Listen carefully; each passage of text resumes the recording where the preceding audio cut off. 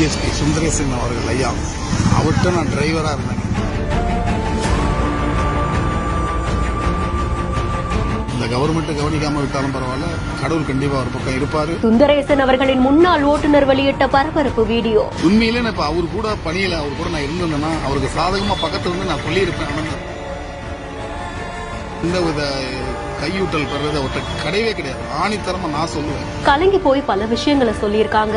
அவரை கொண்டு வந்து பிக் பாஸ்ல கொடுத்தா கூட அங்கேயும் சாதிக்கவார். அந்த அளவுக்கு திறமையானவர், நேர்மையானவர், உண்மையானவர் அப்படின்னு சொன்னா ஆய்வாளர் சுந்தரேசன் ஐயா அவர்கள் தான். ஒரு நேர்மையா அதிகாரி நான் எப்படி வேலை செஞ்சேன்னு எல்லாருக்கும் சிம்ம சொப்பனம் சார். நானு வேலை அந்த அளவுக்கு ஸ்ட்ரிக்டா வேலை செய்வேன் போலீஸ் ஆபீசரா. சென்னையை சேர்ந்த காவல்துறை ஓட்டுநரா பணி செய்யக்கூடியவர் ஒரு வீடியோ ஒன்றை வெளியிட்டிருக்கார். இந்த வீடியோல சுந்தரேசன் அவர்கள் எப்படிப்பட்டவங்களா இருந்தாங்க அப்படின்ற மாதிரி பல விஷயங்களையும் தெரிவிச்சிருக்காங்க.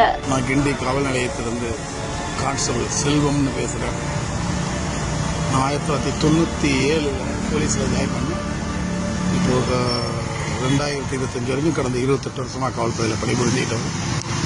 2009 2012 வரைக்கும் இப்போ நீங்கள் சமீபத்தில் யூடியூப்ல பேசிட்டு வராத டிஎஸ்பி சுந்தரேசன் அவர்கள் ஐயா, அவர் ஜே5 சாஸ்திரி நகரில் இன்ஸ்பெக்டராக இருந்தாங்க.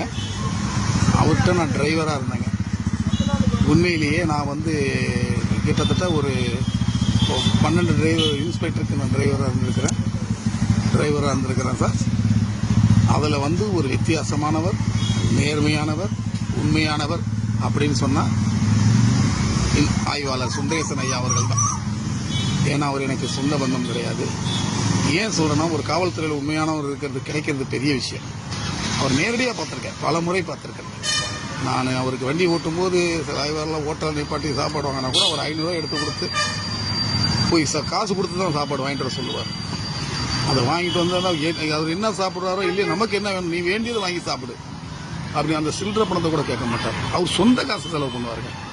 மற்றபடி எந்த வித கையூட்டல் பெறது அவர்கிட்ட கிடையவே கிடையாது. ஆணித்தரமா நான் சொல்லுவேன். இடையில கூட அங்கே பிரித்திபா காவேரின்னு ஒரு கப்பல் தர தட்டிச்சு, அதுக்கு நல்ல முறையில் வேலை செஞ்சார். அந்த ஒரு 8 பேர் விழுந்து உயிர் போயிட்டாங்க, இறந்து போனாங்க. அப்போ அங்கே லோக்கலில் இருக்கிற போட்டு ஃபிஷர்மேன்ட்ட போட்டு உடஞ்சாலும் நான் வாங்கி தரேன் போகையான்னு சொல்லி போட்டில் அந்த லோக்கல் ஃபிஷர்மேன் அனுப்பிச்சு ஊருக்கு போய் அதை காப்பாற்றுறதுக்கு உதவி செஞ்சவர். அதில் கூட அவரை பணம் வாங்கிட்டாரு, அப்படி வாங்கிட்டாரு, இப்படி வாங்கிட்டாருன்னு அதிகாரிகளால் தான் பாதிக்கப்பட்டு அங்கிருந்து மாற்றப்பட்டார். மன உளைச்சல் ஆனார். அவர் கொஞ்சம் உணர்ச்சி வசப்படுவார், உண்மையாக இருப்பார்ல, கொஞ்சம் கோபமாக பேசுவார். சிங்கம்னாவே இன்னைக்கு சீற்றம் இருக்கும்ல, அது மாதிரி தாங்க. உண்மையிலே நான் இப்போ அவர் கூட பணியில் அவர் கூட நான் இருந்திருந்தேன்னா அவருக்கு சாதகமாக பக்கத்தில் இருந்து நான் சொல்லியிருப்பேன். நடந்திருப்பேன். என் துரதிருஷ்டம், அவர் மரியாதை போயிட்டாரு, நான் சென்னையில் இருக்கிறேன். அவர் கூட பணியில் இருந்தேன்னா அவர் பேட்டி கொடுக்கும்போது பக்கத்தில் இருந்து நானும் சொல்லியிருப்பேன். அவர் தனியாக சொல்கிறதுனால பொய்யாகாது. உண்மையாக அவர் சொல்லுவார், உண்மையாக தான் இருப்பார். அவர் உண்மையான நேர்மையான காவல்துறைக்கு ஒருத்தர் தான். அவர் சொன்னதில் பொய்யே இருக்காது. அவர் மன ஆதங்கத்தை சொல்கிறார். எல்லண்டோ, அதுக்கப்புறம் எல்லண்டோவில் அதுக்கு மாற்றி அவங்க போட்டாங்க. கமாண்டோவுக்கு போட்டாங்க. அப்புறம் ஹியூமன் ரைட்ஸ் போனார்.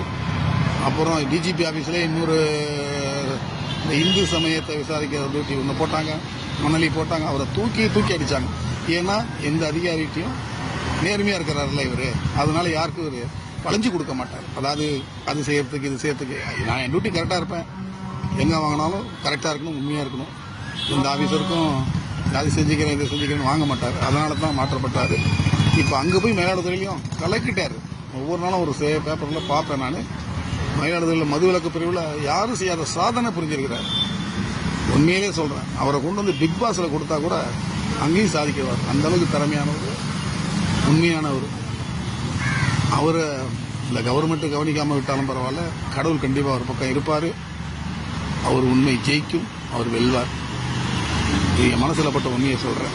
செய்தி குறித்த உங்களுடைய கருத்துக்களை கமெண்ட் செக்ஷன்ல சொல்லுங்க. மேலும் செய்திகளுக்கு பிஹைண்ட் நோட்ஸை ஃபாலோ பண்ணிக்கோங்க. Medway hospitals presents behind notes Muthumalai. Chinmayi ஸ்ரீபதாவின் லைவ் இன் கான்சர்ட் ஆகஸ்ட் 2ஆம் தேதி விஜிபி கோல்டன் பீச் ரெசார்ட்டில் நடைபெற உள்ளது. ஷோக்கான டிக்கெட்களை book my show district by Zomato கினாப்களில் பெறலாம்.